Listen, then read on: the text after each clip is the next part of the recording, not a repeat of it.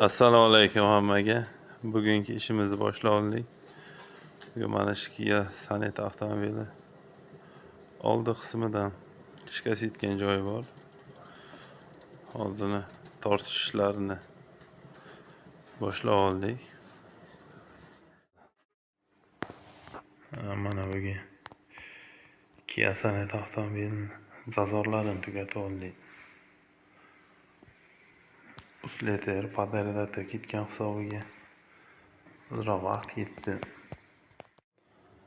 Mana Kia Sonet avtomashinamiz tayyor bo'ldi. Kratsiv jarayon ayrim sabablarga ko'ra qo'ya olmadik. Kraskalari ham zo'r tushdi. Podbor yaxshi chiqqan.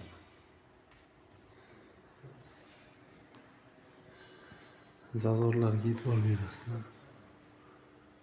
Qo'ldan kelgancha farani. Kimga shunaqa xizmatlar kerak bo'lsa, bemalol telefon qilaveringlar. Vaqtiga qarab qilib berishga harakat qilamiz.